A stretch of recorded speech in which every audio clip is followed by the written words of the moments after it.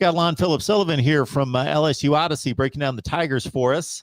And running back, of course, Ty Davis Price takes 1,000 yards with him to the NFL. And we talked about Noah Cain a few times with you during the offseason, him coming into the mix.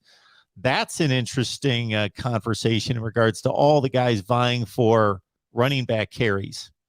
Absolutely. I mean, Noah Cain, if you look at it, Mark, he's the most experienced back on the team.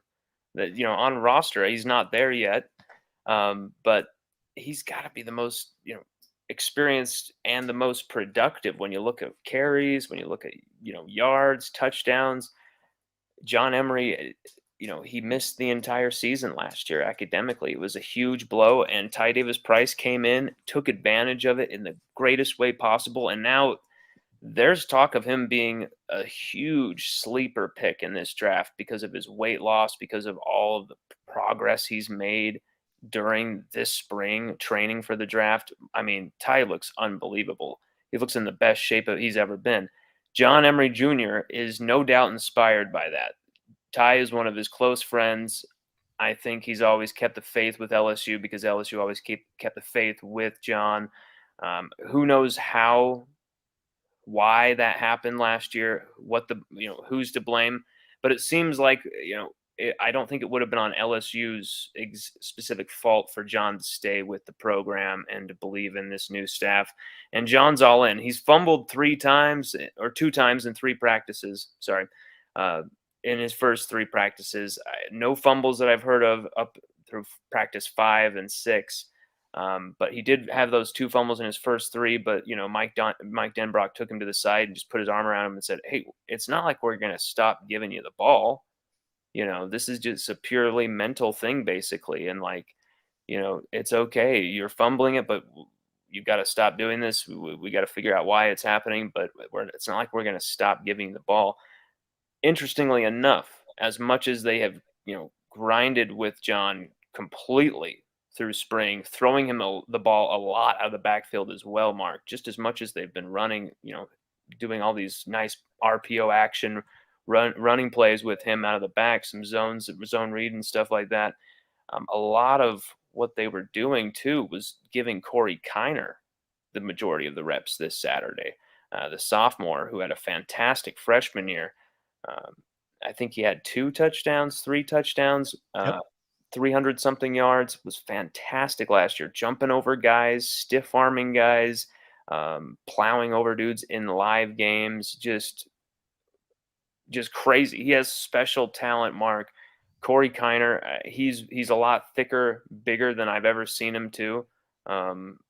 He was absolutely brilliant watching him up close in person, and then seeing him last week as well in Louisiana. He's got that presence about him. Jake Flint, I cannot stress it enough, Mark, what that strength and conditioning staff has done. Absolutely maximizing every one of these guys. Trey Bradford looked good on a few of these plays as well. It's really interesting with Trey Bradford. Transfers away from LSU, transfers back to LSU, and now he might be the odd man out, but he can't really transfer anywhere this season. And so he's going to have to ride it out either way. And it's going to be very interesting to see with Trey Bradford. Breaking down the Tigers, we've got Lon Philip Sullivan on the line from LSU Odyssey. Get on over there, check out his work. And just one other note on the running backs. They can all take inspiration from just a couple of years ago, Clyde Edwards-Helaire. He was just a guy. He was a productive player, decent player. Then all of a sudden, boom, 2019 becomes one of the very best backs in college football. And then he's on to NFL stardom. I love Clyde. I love it. I love it that you brought up Clyde, Mark. Clyde is my man.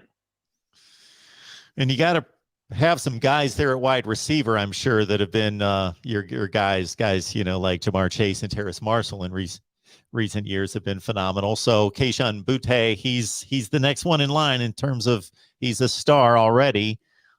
So in looking for that number 2 guy, 3 guy, even going 4 deep at wide receiver and beyond that, how's that situation looking?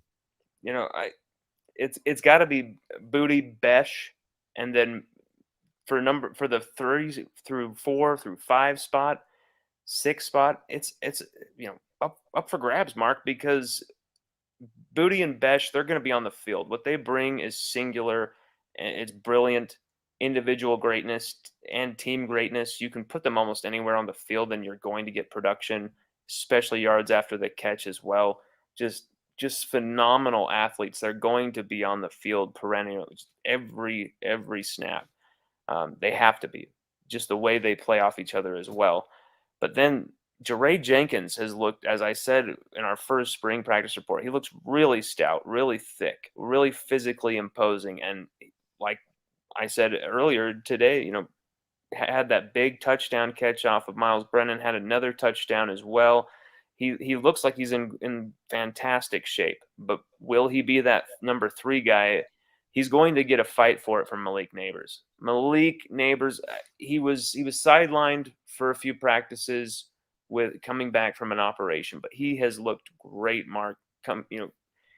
This was just half speed, but he was still beating Joe Fouché on these out routes and really seeming like he's ready to take that next step and really be that number 3 guy. He was all SEC freshman last year. Just an absolute just freak out there. We wrote an in-depth article on Malik. We just posted on the site. Definitely got to check it out. 16 of his 28 catches last year went for first down yardage. It's just crazy numbers that he piled up there last year. Malik Neighbors, could he be that number 3? I really think he's got a strong push for it. Brian Thomas Jr., though, he, as much as I like to talk about him being this, aerial assassin, aerial skyscraper, towering, but at the same time, Mark, he is very physical. He's very fast after the catch. Just every one of these guys are so dynamic after the catch. I feel like I'm repeating myself, but it's just the truth. Once you get the ball in these guys' hands, they're just playmakers. And Brian Thomas Jr. is right there. Chris Hilton Jr., we talked about him last time as well, saying his praises. Continued to sing his praises through our articles there on LSUodyssey.com. Named him as one of the top 5 rising Tigers, kind of under the radar Tigers through spring. And, it's going to be very neck and neck between Jeray, Malik, Chris, Brian for that 3, 4th, and 5th spots. There's going to be an odd man out. And, I expect, Deion Smith, he's tied to the program academically, but as we reported back in December, he's 99.9% going to transfer to Ole Miss. Not even on the official roster. No part of Kelly's plans. It's really going to be between Jeray, Malik, Brian, and Chris as to who's going to get those marquee spots next to Booty and Besh. Lon Philip Sullivan joining us as he always does. So you know what you need to do. You need to join Lon on LSU Odyssey. Please subscribe, hit the like button. There it is, LSUodyssey.com. And Thank you, Mark. Of course, we appreciate you being here as always to break things down for us. We'll let you keep going. The offensive line, why don't we connect it to the big news or potential big news? Tyler Steen, Vanderbilt offensive lineman, drawing a lot of attention from some huge programs. So Alabama, LSU, Kentucky, and others. And he could be making a decision at any time. Yeah. And Virginia is a team that I think he's got such really good ties with that it could be Virginia that ends up being the one. But, when you always have Alabama in the mix, you've got to worry about their pull. And, they lost some guys on the offensive line, of course, last year. So he could easily be taken there, and he's seen Alabama firsthand up close in the SEC. But then again, Tyler Steen, he's started so many games for Vandy, Mark. He's been playing there so long that he actually played against the 2019 LSU team. So he's seen up close what LSU can do as a program at the greatest, at the pinnacle, at the top. And what we can do just like that if we get everything to align correctly, everyone pulling in the same way. It looks like Brian Kelly's got that with his program. Can he get Tyler Steen to come to LSU? I say there's probably maybe 55-45 chance that Tyler Steen comes to LSU. I think there's a little bit of I've got some vibes that he might, but there's some other ties that he's got as well with the family. There's some other interests. There's some other options that might pull him away. But Brad Davis, so convincing. How could you not want to learn under the premier offensive line coach in the country?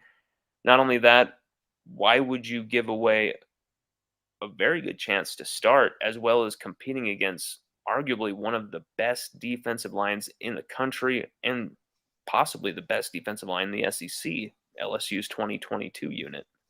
So, Lon, that leads me into the next part of the question is Steen would be great to get, of course, for anybody, but is it a situation where the offensive line's in a situation with some holes up there where he's filling a gap, or is it just kind of like this is a great addition, we don't need him, or is this we need him?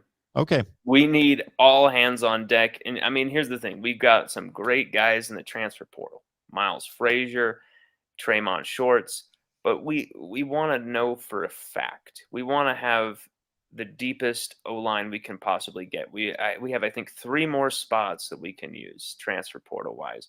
We definitely want to get that tight end. Cup out of A&M. I really would love to see Cup come to LSU. We really need to get a tight end. I think Kelly, Denbrock, they could make that happen. But offensive line, why not? I mean, I love what I'm seeing out of Xavier Hill at guard. I love what I'm seeing from the freshman Will Campbell stepping up at left tackle, holding his own against so many, experienced guys. Cardell Thomas is standing out and keeping continuous reps for the first time in his LSU career, and he has a high ceiling as well. There's so many different guys there. It's Cam Wire as well, but I just can't trust this offensive line after the last few seasons, Mark. Why not be as deep as possible? And getting someone as experienced as SEC ready as Tyler Steen, why not? So talking about who he would be lining up against in practice, you just mentioned this, potentially one of the best defensive lines in the country. So is this defensive line rotation pretty well set, or are there still some serious battles going on? Well, I think there's a lot of battles going on because it's wicked deep. They're versatile. They're relentlessly the physical conditioning that has gone on, Mark. These guys are in fantastic conditioning. We're returning 22 and a half sacks from last year. Ojolari is almost becoming a jack linebacker as well. So you can almost fill in another D-line spot there for somebody up the roster. There's Ali Gay and Ojolari who are basically going to be those All-American All-American level, I should say, twin pillars. They're on the flanks. But then Mason Smith, Mekhi Wingo, Jaquelin Roy, Jacobian Guillory, clogging, destroying, disrupting, penetrating from the interior. We're definitely going with a 3-man front. They seem to be favoring those 3-man fronts, and it seems like Matt House is loving using Ojolari as a jack linebacker, having Xavier Carter come in as a jack linebacker.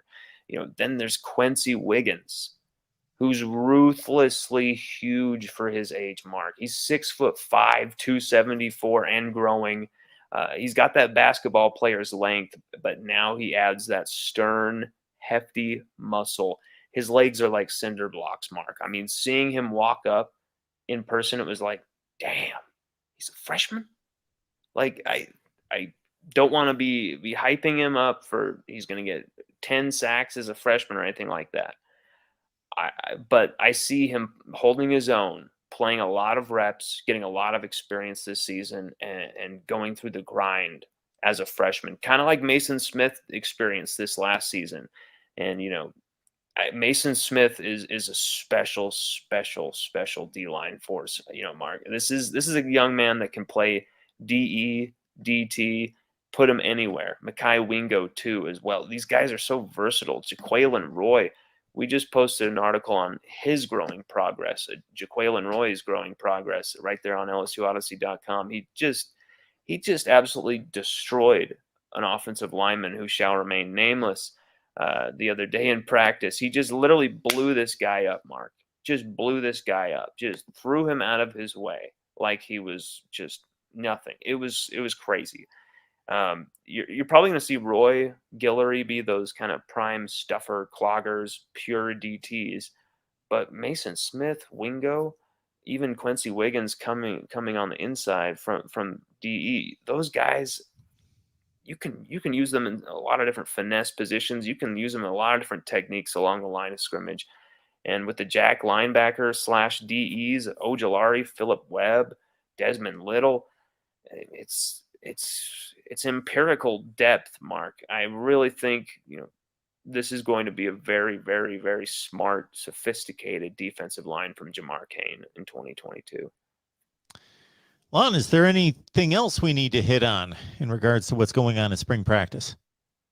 Linebacker Mike Jones Jr., Greg Penn, West Weeks, Colby Fields, Micah Baskerville, Jared Small, those guys could form the nucleus of the rotation. Greg Penn III, he's creating turnovers.